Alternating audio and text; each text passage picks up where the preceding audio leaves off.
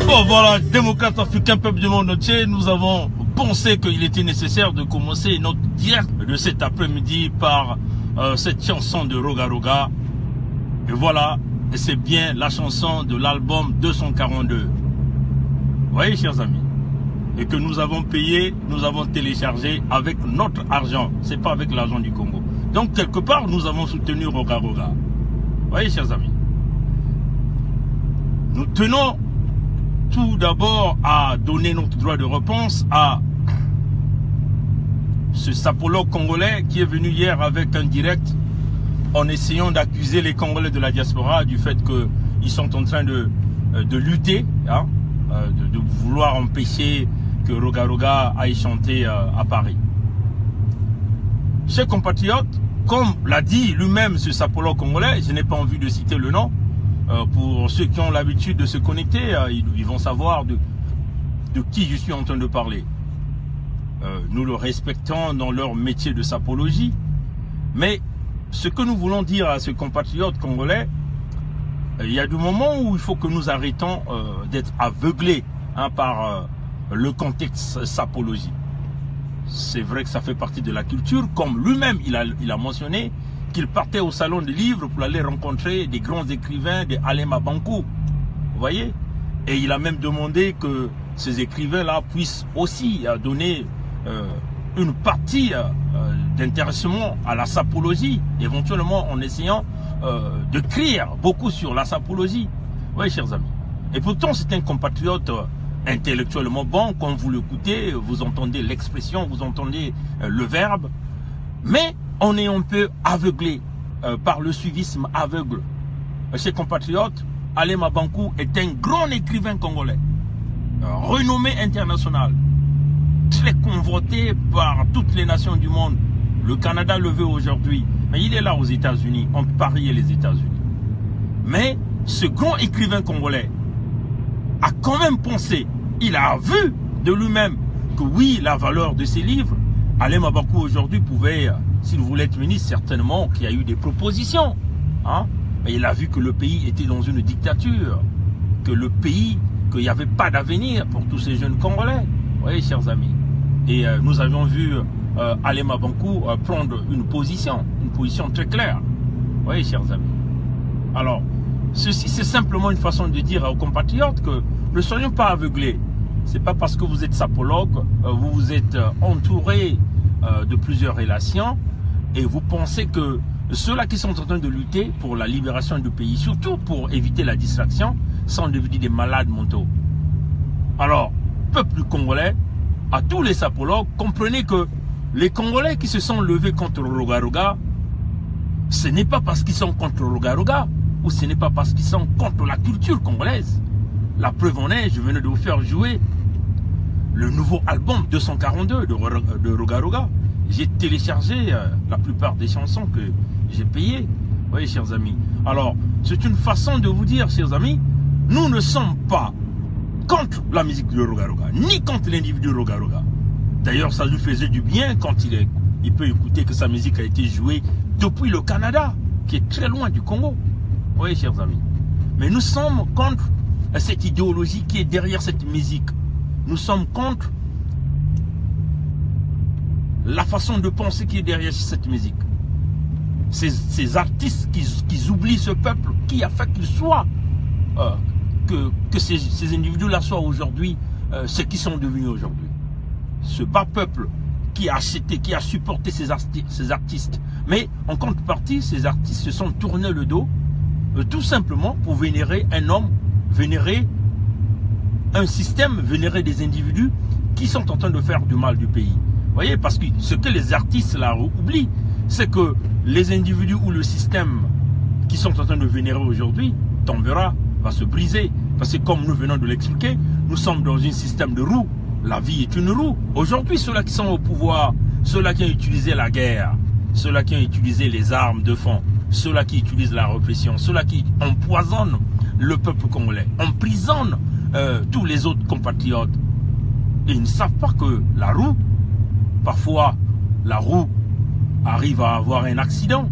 Et cette roue se casse, elle se brise et elle se renverse. Et Maintenant qu'ils sont dans la position, dans la courbe d'en haut, et quand la roue va se briser, ils vont se représenter dans la courbe d'en bas. Voyez, chers amis. Et qu'est-ce qui va arriver? Mais puisqu'ils ont déjà fait le mal là où ils étaient, quand ils étaient en haut, et vous croyez que l'amnistie viendra quand ils vont le chercher? Non, chers amis, ça ne viendra pas. Vous voyez? Donc, voilà pourquoi nous le disons. Pour Roga-Roga, nous ne sommes pas contre Roga-Roga. Et à ce sapologue congolais qui prend la paternité, hein, que ce sapologue qui arrive même à critiquer les autres artistes congolais en disant qu'ils ne savaient pas chanter. Vous voyez, chers amis? C'est cela que nous disons, c'est du fanatisme aveugle. Nous pensons quand on est artiste, on doit s'encourager les uns aux autres. Mais quand on vient dire à un autre Congolais qui ne savait pas chanter, mais, chers compatriotes, nous ne voulons pas citer le nom ici, mais ceux qui vont suivre le direct, ils vont comprendre à qui il est en train de s'adresser. Vous voyez, chers amis? Mais nous ne rentrons pas dans ces polémiques qui n'ont pas leur place au niveau du Congo. Nous sommes dans une lutte de libération et nous avons dit tous les artistes qui supportent le régime ou qui font l'apologie de ces systèmes ne pourront plus jamais recevoir le soutien du peuple. Et c'est cela. Voilà pourquoi vous avez vu pas mal des amis qui se sont levés au niveau de Paris pour se lever, pour empêcher. Il y a même des avocats congolais, des grands avocats congolais, il faut le dire. Il faut le dire qu'il y a des grands avocats congolais qui se sont levés pour empêcher que la dictature continue à se faire vénérer, même dans les chansons.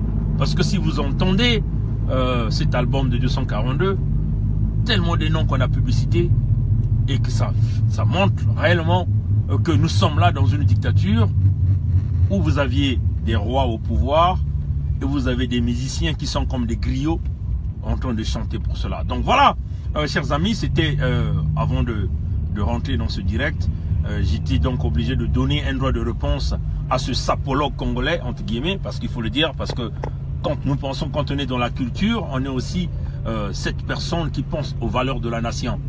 On a toujours dit, si vous n'allez pas vers la politique, c'est la politique qui viendra vous chercher. Et la politique est venue réellement chercher tous les jeunes Congolais pour éventuellement essayer de retrouver leur liberté. Voilà.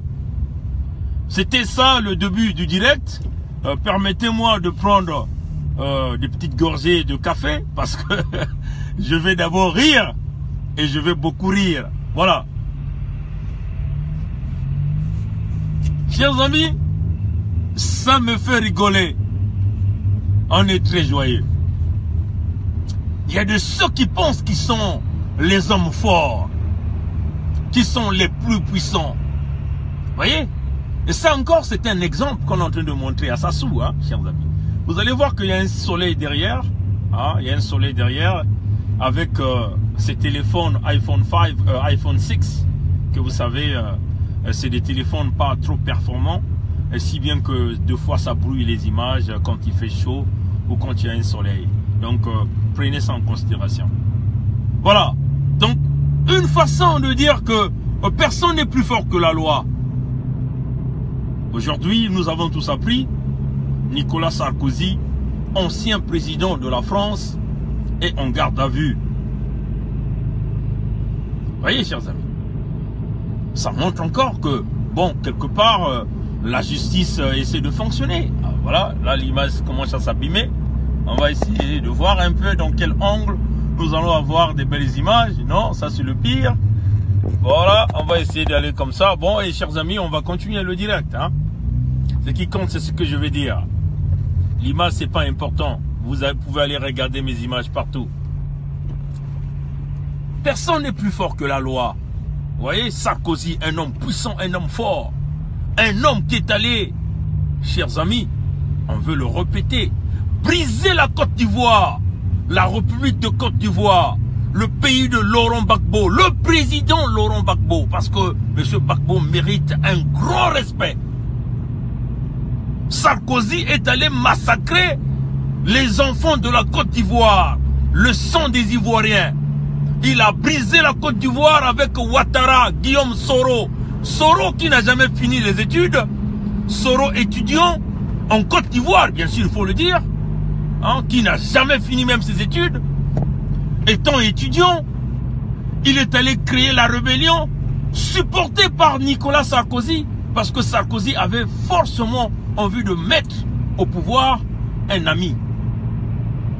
Et c'est comme d'ailleurs ce qui se passe. Et chaque président a son réseau au niveau de la France. Il veut forcément que son ami soit chef d'État quelque part en Afrique.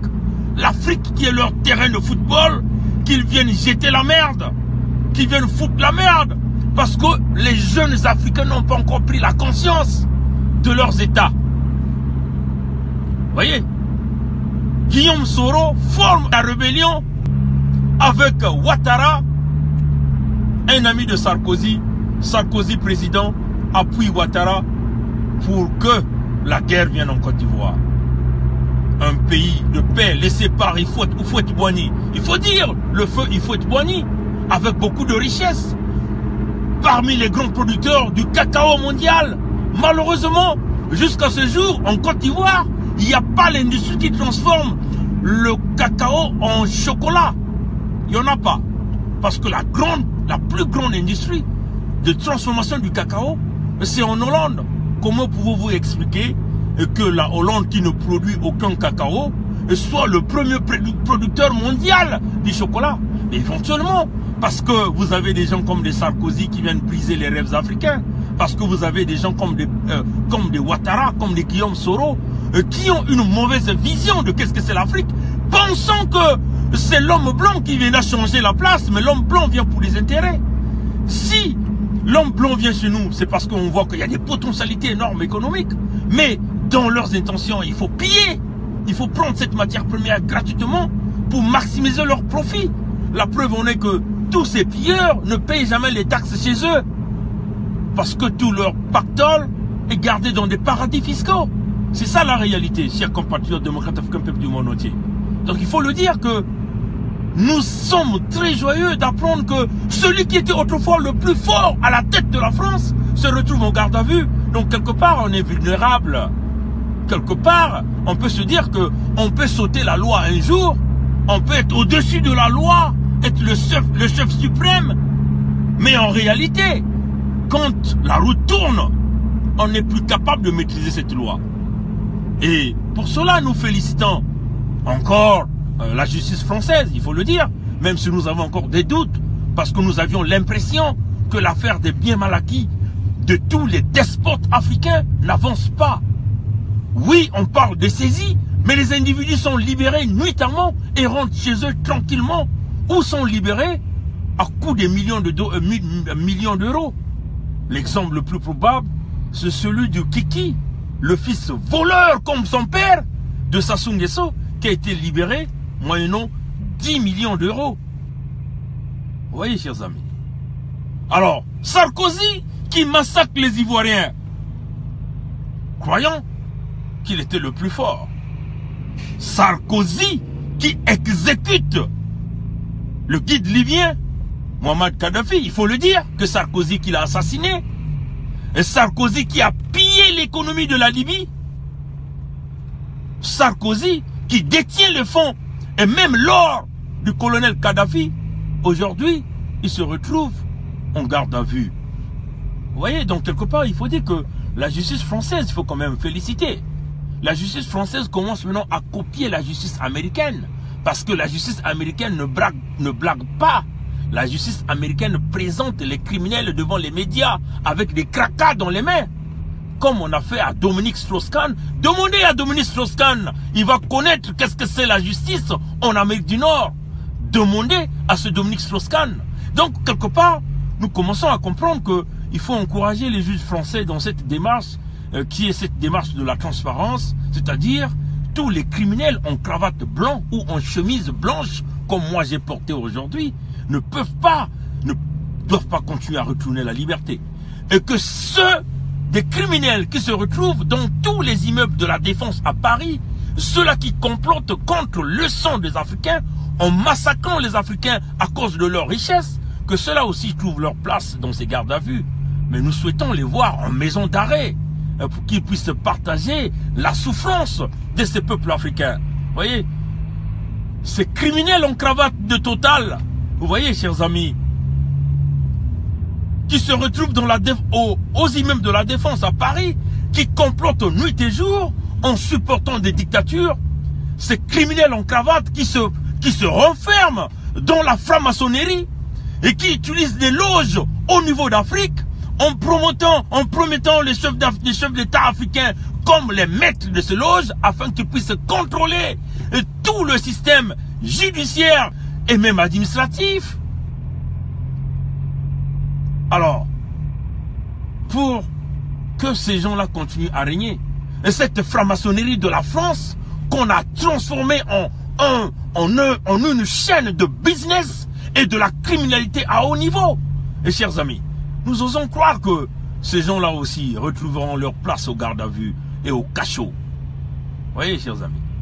Donc, chers amis, permettez-nous de boire notre café chaud tranquillement pour célébrer la mise en garde-à-fou de Nicolas Sarkozy, le criminel d'Afrique, le criminel qui est allé même accompagner Sassou en faisant un voyage éclair en tant que président de la République à Brazzaville pour aller supporter l'homme à la coiffe du diable, l'homme qui massacre des Congolais sans pourtant qu'il y ait une véritable justice. Ce même Nicolas Sarkozy qui a bloqué plusieurs motions, vous voyez, des résolutions au niveau des Nations Unies qui devaient donc permettre de considérer Sassou comme criminel au gros rang par rapport aux crimes de guerre et de génocide qu'il a commis au Congo-Brazzaville. Alors, ceci est un exemple probable qui démontre encore que en un moment, on est au-dessus de la roue, on est puissant, et quand la roue tourne, la roue se casse, on se retrouve en position d'en bas. C'est cela. Et cela démontre aussi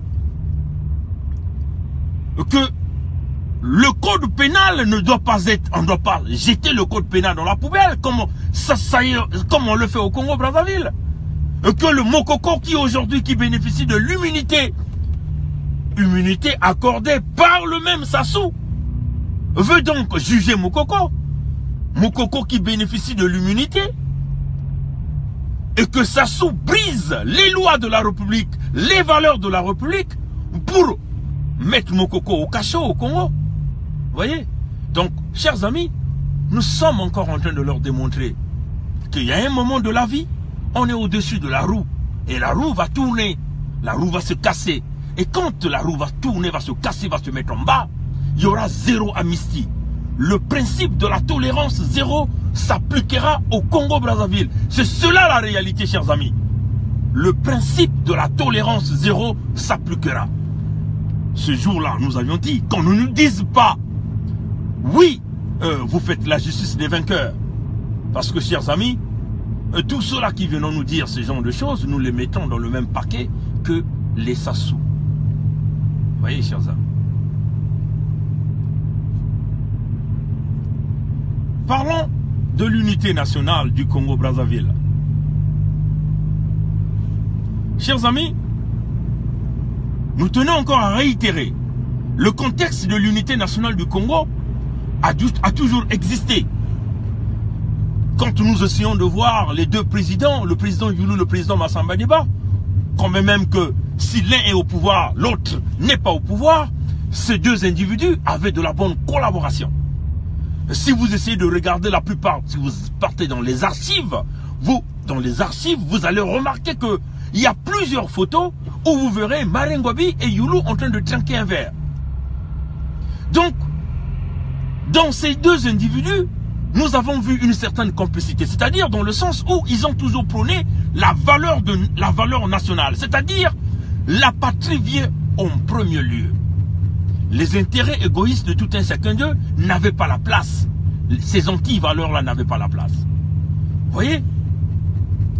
Combien même que ces deux avaient des différences dans leur vision du pays, mais quand il s'agissait de l'intérêt national, ces deux ont toujours été ensemble. Ces deux se sont toujours appelés, se sont toujours rencontrés. Vous voyez, chers amis.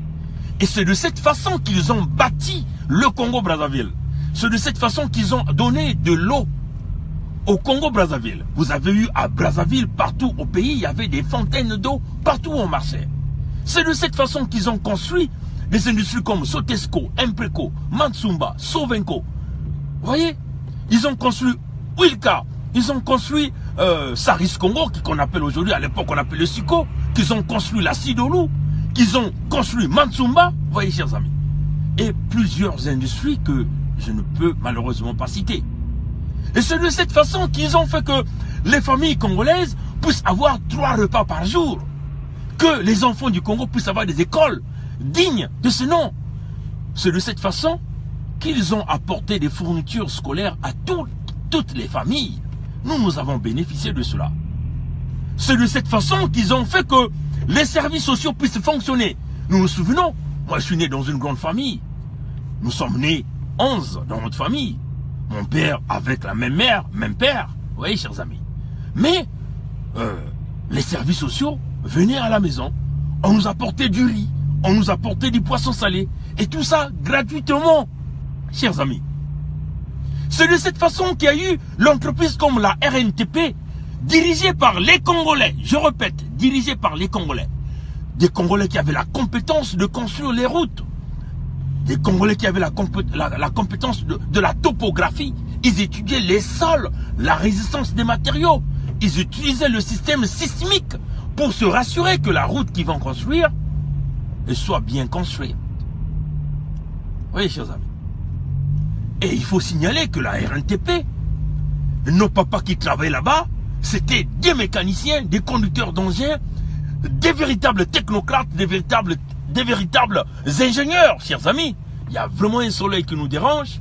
Mais chers amis, ce qui est plus important, comme on l'a dit, c'est ma voix. Ce n'est pas le visage, mais c'est la parole que je suis en train de dire. Donc, Marengwabi et le président Youlou Massamba Deba est venu renforcer. Ils ont amené la joie dans ce pays. Mais, aujourd'hui, tout ce qu'ils ont laissé a été brisé. Parce que vous avez un homme qui d'abord a massacré Ngwabi, a massacré Massamba Deba, a massacré le cardinal Ami Biaena et tous ces cadres congolais, que ce soit des cadres militaires, des cadres administrateurs, il est venu avec une fausse problématique et qui est en réalité la division du Congo Sud, Congo Nord. Parler des nordistes et des sudistes. Et c'est Sassou qui a mené ces expressions, chers amis. Mais nous avions compris que, en emmenant cette expression, il a réussi de coopter une grande partie dans ce pays, dans tous ces cadres, qui lui ont donc rejoint dans cette idéologie, chers amis. Oui, chers amis, c'est ça la réalité. Et il a réussi comme ça. C'est comme ça qu'il a toujours avancé. La division. Nous faire croire qu'au Congo, il y a des nordistes et des sudistes. Mais il n'y en a pas, chers amis. Quand vous voyez la carte du Congo, quand vous voyez le drapeau du Congo, c'est vert, jaune, rouge. En aucun moment c'est écrit dans cette carte que cette partie du drapeau du Congo, c'est des nordistes. Cette partie du drapeau du Congo, c'est des sudistes, chers amis. Nulle part que c'est écrit comme ça. C'est Sassou qui a emmené cette fausse problématique afin qu'il continue à régner. Et il a entraîné plusieurs Congolais dans cette embrouille. Il a entraîné plusieurs de nos grands dans ce système. En réalité, l'objectif de Sassou, c'est qu'il vous divise et il continue à régner. Et voilà pourquoi cet homme a réussi. On est arrivé à la conférence nationale. Les Congolais ont compris que c'était une fausse problématique. On a voulu ramener la démocratie, l'unité nationale. Malheureusement, le même système que Sassou a tellement coopté, nous est venu encore avec le même système de Nord-Sud. Il faut ramener Sassou au pouvoir. Et voilà là où ils ont amené le Congo à l'hécatombe. Mais nous, en tant que jeunes Congolais avertis, jeunes Congolais intelligents, on a compris la problématique. Nous, on s'est dit, il faut que nous nous mettions à l'expliquer au peuple. À expliquer au peuple qu'il n'y a pas le Nord-Sud au Congo. Nous sommes dans un Congo uni. Peu importe les différences, dans chaque famille, il y a des problèmes. Même dans nos propres familles biologiques où nous venons, il y a des problèmes. Mais nous arrivons à s'asseoir, à trouver des solutions. Et quand nous sentons que la famille est menacée, les gens se mettent ensemble et si c'est un problème d'argent, ils se cotisent et ils trouvent la solution. C'est cela, chers amis. Et c'est cela que nous voulons dire à nos compatriotes. Nous avons là un véritable problème au Congo. Même quand on nous veut parler des gens du Poul, le Nibolek, ça n'existe pas, chers amis. Quand on dit Mboshi, ça n'existe pas. Et c'est une fausse problématique.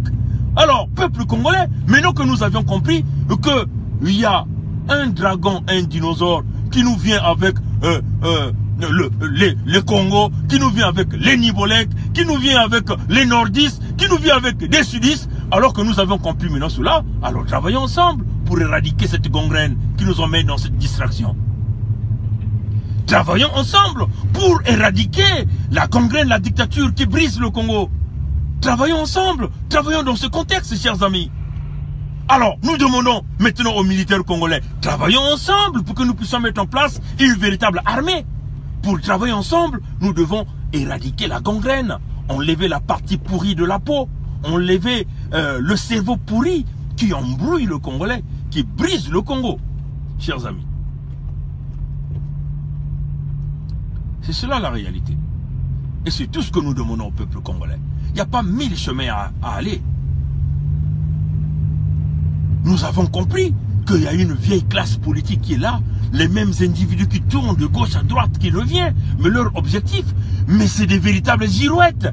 Ils ne suivent que le goût de l'argent, la direction de l'argent. Ils ne suivent que le CFA, le billet CFA. Alors, peuple du Congo, revenons-nous. C'est l'appel à l'éveil de la jeunesse congolaise. C'est l'appel à l'éveil pour redresser le Congo. Aujourd'hui, le Congo est dans l'Armageddon économique, le Congo est dans l'apocalypse économique, le Congo est dans une banqueroute. Mais, chers amis, on vous le dit, plus que Sassou est là, plus que ça va durer. Plus que le même système militaire est là, plus que ça va durer. Alors nous demandons aux caporaux congolais de faire l'affaire. Nous sommes clairs. Si vous nous dites qu'est-ce que vous ferez de Sassou, vous le savez déjà ce que nous allons faire de cet homme. Nous allons le couper les oreilles. Il n'y a rien à faire. Nous ferons ça. Il n'y a rien à faire. Parce qu'on l'a dit. Cet homme doit en ramener tout ce qu'ils ont pillé pour le Congo. Ça doit revenir au Congo. Ceux-là qui comptent encore, qui estiment encore recevoir l'amnistie de ce peuple, doivent ramener tout ce qu'ils ont pillé pour le Congo. Ça sera le point de départ de la négociation. Parce qu'il n'y a pas 1000 négociations à faire. L'argent du Congo est à l'extérieur parce qu'ils ont caché l'argent du Congo à l'extérieur. L'argent du Congo est dans des bunkers personnels qu'ils ont construits. L'argent du Congo est caché une bonne partie à Oyo parce que Sassou a mis un petit système de missiles balistiques autour de lui, croyant que ça va le protéger. Mes chers amis, nous venons de le démontrer que Sarkozy n'était pas au-dessus de la loi. Aujourd'hui, il s'est retrouvé au garde à vue. Excusez-moi, chers amis. Alors, peuple du Congo-Brazzaville, démocrates africains, peuple du monde entier, nous voudrons ici, toujours dans ce contexte, de pouvoir édifier nos jeunes. Comprenez que, chers amis, quand vous regardez le Congo dans la grande carte, dans la grande carte, il y a zéro avenir pour tous nos petits. Vous voyez tous les petits que nous voyons dans les lycées, tous les petits que nous voyons dans les collèges au Congo, il y a zéro avenir. Zéro avenir. Ils ne trouveront pas d'emploi. L'université est pourrie, il faut le dire comme ça. Ceux qu'on a envoyés à l'extérieur avec des bourses congolaises sont en train de souffrir avec plusieurs années sans bourse. Ils ne peuvent plus évoluer dans leurs études. Vous voyez, chers amis. Et en réalité, il n'y a pas d'avenir. Personne ne va embaucher des chômeurs. Mais c'est que les gens de Sassou ne savent pas qu'il y a une bulle qui est en train de se former au Congo. C'est-à-dire, tous ces jeunes-là qui vont manquer d'emploi, ces jeunes vont devenir des véritables gangsters dans ce pays. Et ces jeunes mettront en péril même leur propre vie. Quels que soient les niveaux de sécurité qu'ils vont mettre, ces jeunes n'auront pas de choix. C'est de rentrer dans le banditisme pour survivre. Alors vous voyez que nous sommes en train de préparer le Congo à un état invivable. Et donc Sassou est en train de réussir son pari de dire qu'après lui ça sera le déluge. Alors peuple congolais, il faut que nous arrivions à effacer Sassou, à supprimer le PCT, à supprimer tous ceux-là qui ont travaillé avec Sassou. Il y a deux solutions. La première solution, elle est militaire. ou c'est une force comme nous sommes en train de travailler dans des stratégies de venir avec la force extérieure militaire, ou c'est un mouvement qui partira de l'intérieur. C'est-à-dire, un caporal congolais que nous respectons aujourd'hui va simplement se charger de mettre cette balle de petite taille dans la tête de Sassou. Et une fois que Sassou reçoit la balle dans la tête, nous ne croyons pas que Sassou est un dieu pour qu'il puisse survivre. Vous voyez, chers amis, c'est ça la réalité. Il n'y a pas mille solutions. Et une fois la balle dans la tête de Sassou, le noyau va se casser. Le noyau va se casser seul parce que le peuple va récupérer ce noyau et le brisera. Ça, c'est la première solution. La deuxième solution, où c'est la force qui vient de l'extérieur. Vous voyez, chers amis. Mais, dans la première solution, il ne faut pas compter sur les officiers supérieurs. Parce que tout ce monde sont à la merci de Sassou. Tout ce monde, c'est des moutons. Parce que Sassou leur a pompé de l'argent. Sassou leur pompe de l'argent. La preuve en est, quand Ferdinand Masson est venu avec des annonces, vous avez vu combien ils ont sorti pour faire vivre ces officiers supérieurs de Sassou Nguesso. Mais les caporaux ont eu quoi? Donc, chers compatriotes, démocrates africains, peuple du monde entier, les amis du Congo-Brazzaville, les vaillants soldats congolais qui existent encore, que vous soyez combattants de première classe, que vous soyez soldats, que vous soyez caporaux, on vous le dit, chers amis, la solution partira de vous. Et même un caporal, au premier moment, est capable de diriger l'armée. C'est ça la réalité. Ne vous sous-estimez pas. Quand tu as porté cet uniforme militaire, il faut te dire que tu es capable de combattre n'importe qui. Que tu es capable d'apporter le changement que le peuple attend de toi. C'est cela la réalité, chers amis. Les caporaux congolais, nous sommes en train de lancer cet appel pour vous dire, vous n'êtes pas des gens inférieurs qu'on a tendance à négliger et à abandonner par les soi-disant généraux, ceux-là qui ne comptent que leur pouvoir du ventre, mais qui ne comptent pas sur votre avenir, chers amis. C'est cela la réalité. Les adidons congolais, vous devez savoir que vous n'êtes pas au dernier rang, que vous méritez ce respect. Alors, prenez vos responsabilités de libérer le Congo militairement. Nous répétons, militairement. Parce que nous savons, il n'y aura pas de solution politique au Congo. Parce que l'homme s'est amassé des quantités énormes d'armement. L'homme s'est amassé, s'est entouré de l'armement pour se maintenir au pouvoir. Et ceux-là, si Sassou n'est pas là, qui viendront après lui, vont utiliser les mêmes armes pour se maintenir, pour que ce pouvoir-là demeure dans le clan. Pour les empêcher que cela arrive, il faut toucher Sassou à l'intégrité physique de cet homme. C'est ça la réalité, chers amis. On ne badine pas avec un criminel. L'Occident ne badine pas avec des criminels. C'est ça la réalité. L'Occident massacre les criminels. Quand vous êtes un criminel de grand rang comme celui de Sassou Nguesso, on ne peut pas vous laisser tranquille. Sassou Nguesso n'a plus sa place sur cette planète où les gens sont en train de prôner la paix. Vous voyez, chers amis, c'est ça la réalité. Alors, peuple du monde entier, les amis du Congo-Brazzaville, la fausse problématique du nord-sud n'existe pas. Il n'y a pas de nord-sud dans notre drapeau, ni dans notre carte du Congo. Vous voyez, chers amis, travaillons ensemble dans ce plan. Je vais terminer, parce que là, cette information, il faut que nous nous mettions à le véhiculer par la fraude fiscale au niveau de Total. Vous comprenez pourquoi Sassou massacre les Congolais, pourquoi Sassou Nguesso fait des guerres au Congo, pourquoi Sassou Nguesso s'achète des guerres, pourquoi le système France-Afrique supporte Sassou.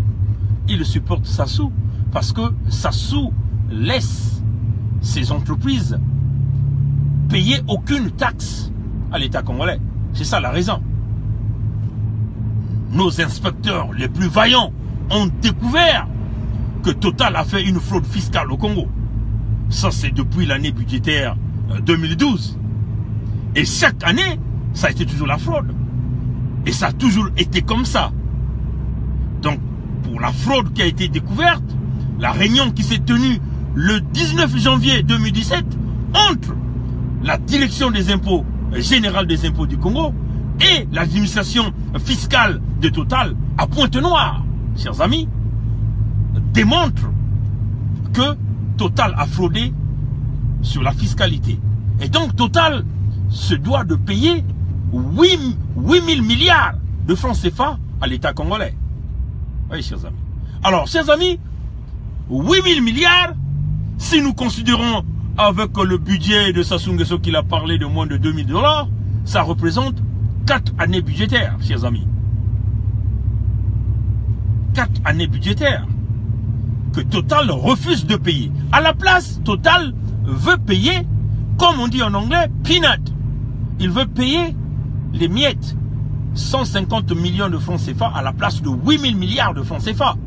Alors vous voyez, et cela a été approuvé par Nguesso, par Sassou, parce que l'objectif de Sassou, il faut simplement que lui, il conserve le pouvoir. Il ne veut pas avoir des discussions avec Total qui est venu frauder chez nous. Vous voyez, chers amis. Et nous avons reçu de la documentation de bonne et due forme signée par le responsable de la fiscalité de Total et le directeur général des impôts du Congo sur l'entente qu'ils ont eu à faire. Donc vous voyez que la fraude de 2012 a été simplement annulée. Et ils se sont tombés d'accord pour effacer toutes les informations pour que ça ne serve pas d'archives sur les systèmes des impôts au Congo. Vous voyez, chers amis. Donc, vous comprenez, chers compatriotes, pourquoi Sassou est allé raser le Poul. Pourquoi Sassou a massacré tous nos compatriotes dans le département de Poul et que dans le système français, politique français, personne n'ose ouvrir sa bouche. Ces criminels en cravate, en chemise blanche, à la Défense à Paris, sont en train de se trinquer du Jack Daniel parce qu'ils vont conserver, mes chers amis, 8 000 milliards de francs CFA. Convertissez en euros, il s'agit de diviser par 650, vous verrez ce que ça va donner. Ça va avantager tous les actionnaires de Total qui sont partout au travers le monde. Il faut le dire, tous, c'est des criminels parce qu'ils vont chercher de l'argent gratuitement sur le dos des Africains en massacrant des Africains. La preuve en est là. Total vient de frauder plus de 8 000 milliards qui représentent quasiment 4 années budgétaires au Congo-Brazzaville.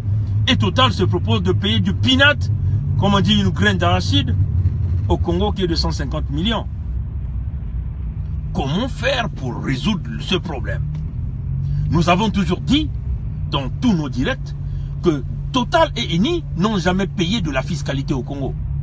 Et nous, comment nous allons faire pour déboulonner toutes ces entreprises? Nous allons simplement multiplier ces 8 000 milliards par le nombre d'années que ces compagnies ont commencé l'exploitation au Congo. C'est cela, chers amis, la solution que nous ferons. Et Total viendra donc sur un projet de négociation. La négociation ne se fera pas dans les bureaux à huis clos. Ça se ferait au nouveau Parlement congolais. Désormais, c'est là où les affaires des mines du Congo vont se traiter.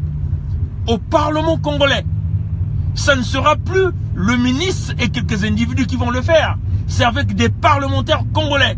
Les lois vont se faire au Parlement et non dans les bureaux du criminel Sassou. C'est cela, chers amis, la réalité.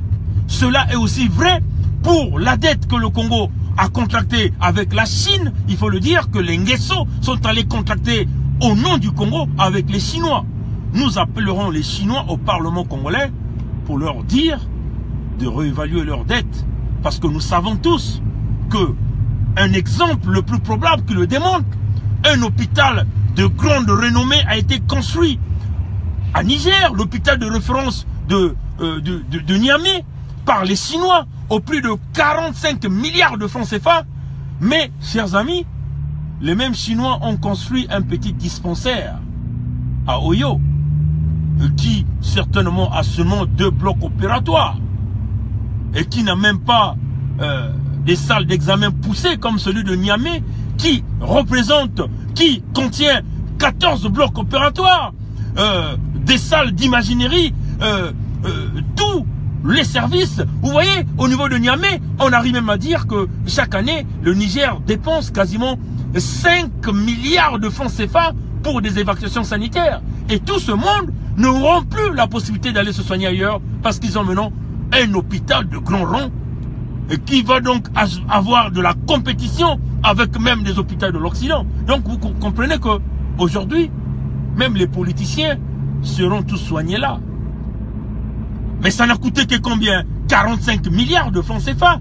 Mais en comparaison avec le petit dispensaire qu'ils ont construit à Oyo, avec 1,5 bloc opératoire, mais il n'y a même pas de salle d'imaginerie, il n'y a même pas tous les services, et ça coûtait plus de 180 milliards de francs CFA. Chers compatriotes démocrates africains, si vous essayez de diviser ce montant par 45 milliards, vous vous rendez compte que nous sommes quasiment en mesure de construire au moins 3 hôpitaux de grande renommée comme celui qu'on a construit au Niamey au niveau du Congo-Brazzaville. Oui, chers amis.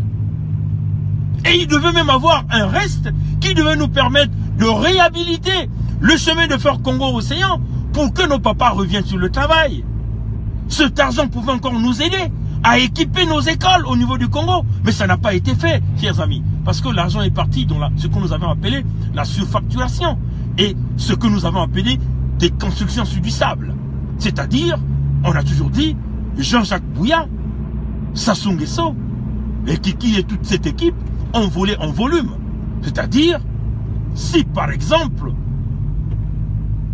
l'épaisseur du mur, selon les normes internationales, était un exemple de 10 cm, mais ils ont donc demandé simplement qu'on construise les murs, les bâtiments avec 1 mm d'épaisseur. Et ils ont facturé aux 10 mm, aux 10 cm. Oui, chers amis. Et ils ont volé comme ça. Et si on dit par exemple la norme internationale, la largeur de mur est de 3 mètres, ils ont simplement construit un mur de 1 mètre. Et ils ont facturé pour 3 mètres. Vous voyez? Et si on dit par exemple la hauteur du mur est de 4 mètres, ils ont simplement construit 1,5 mètre. Et ils ont facturé sur 4 mètres. Donc vous voyez que si vous le multipliez dans les constructions, ça vous fait du vol en volume. Et sur le bitumage de route ou les constructions de route, c'est la même chose. Si nous disons que les chaussées qui devaient donc recevoir du poids lourd, on dit par exemple la norme internationale est à 15 cm, la première couche d'épaisseur avec la roche-mère, mais ils ont simplement fait avec 1 mm. Mais ils ont facturé pour 15 cm. Si on dit la largeur de route internationale est de 3 mètres, ils ont fait seulement avec un demi-mètre. Mais ils ont facturé pour 3 mètres. Et la longueur, vous comprenez que le prix de la facturation pour la chaussée est facturé en longueur, en largeur, en volume. Et comprenez que les gens là, c'est comme ça qu'ils ont volé le Congo. Mais quand le Congo va se retrouver dans un état normal, où nous mettrons en place le véritable Congo dans les institutions que tous les Congolais sont en train de rêver, et qu'est-ce que nous ferons? Nous ferons revenir ces entreprises chinoises. Nous leur dirons simplement que vous aviez accepté de frauder, c'est-à-dire vous êtes parti contre les principes d'ingénieur, parce que les principes d'ingénieur consistent à construire sur ce qui est du durable. Notamment, les hôpitaux sont construits généralement pour résister à des tremblements de terre, peut-être à l'échelle 8 de Richter. Vous voyez, chers amis. Mais nous appellerons simplement les compagnies chinoises. Les Congolais feront des travaux de l'expertise. Nous allons prélever du carotte dans toutes les constructions, dans tous les goudrons qu'ils ont construits, toutes les chaussées, dans tous les bâtiments. Et nous allons faire les études de résistance de matériaux là-dessus. Et nous viendrons avec des chiffres. En ce moment-là, nous dirons aux Chinois, ou vous venez négocier, vous enlèverez votre dette, ou nous vous poursuivrons sur des cours, sur la justice internationale. Et c'est comme ça que le Congo va évoluer.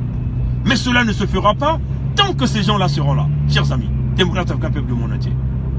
Alors, les amis du Congo-Brazzaville, nous tenons à accuser Total pour les pratiques de la criminalité financière et la criminalité du sang, du fait qu'ils endorment Sassou, qu'ils aident Sassou à venir, à apporter de l'armement au Congo.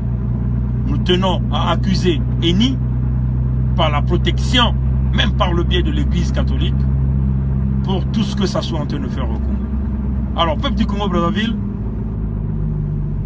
il n'y a pas mille choses. La solution politique, oubliez ça. Les négociations politiques, oubliez ça. La solution est militaire. Que Dieu nous garde. Dieu nous bénisse. Nous nous excusons pour la première partie de la vidéo parce que, comme vous le voyez, il y a eu un soleil qui nous frappait derrière. L'image n'était pas de bonne qualité. Mais ce qui est plus important, c'est ce que nous avons dit et non l'image. Parce que l'image, ça ne représente rien. Voilà. Donc, on continue de boire notre petit café. Et puis, nous tenons à féliciter la justice française et ses grands juges qui ont mis Nicolas au garde à vue. Mais on peut dire que le garde à vue, c'est aussi un cachot. Voilà. Et donc, nous attendons que tous les criminels, ceux-là qui se cachent derrière la franc-maçonnerie, qui utilisent la franc-maçonnerie comme un fonds de commerce pour briser la réputation de la franc-maçonnerie, nous attendons aussi que ces grands criminels puissent aller au cachot. Ces grands francs-maçons qui supportent les crimes au niveau du Congo, qui protègent les criminels au niveau de l'Afrique par ces réseaux francs-maçonniques. Parce qu'il faut le dire, en Occident, il y a aussi la franc-maçonnerie, mais nous ne voyons pas ce genre de crimes qui se font en Afrique par rapport en Occident.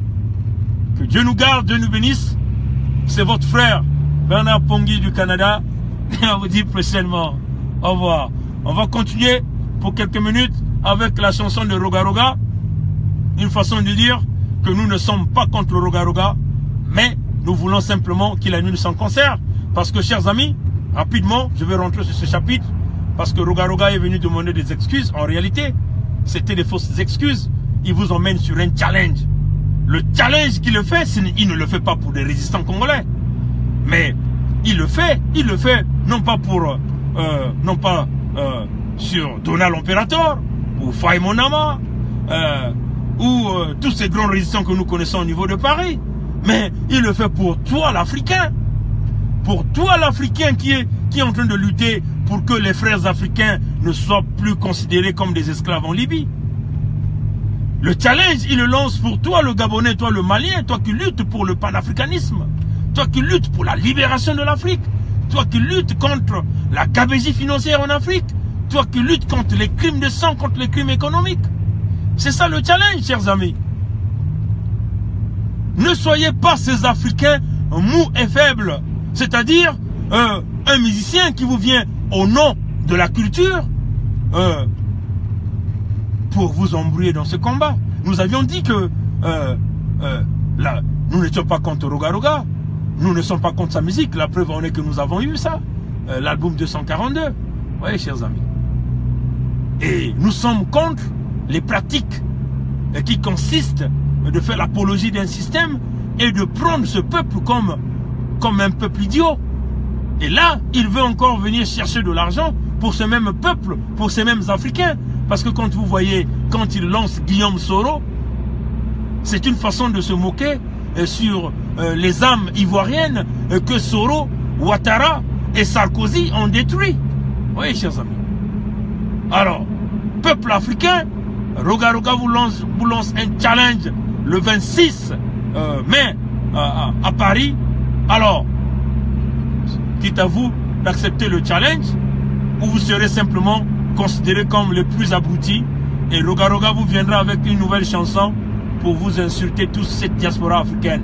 Allez, levez-vous, peuple d'Afrique, mon Afrique à jamais, pour aller résister contre les anti-valeurs et ceux-là qui font de l'apologie des criminels, des despotes africains, ceux-là qui font de l'apologie des reptiliens de la mauvaise espèce. Voilà, c'était ça, allez. Merci, au revoir.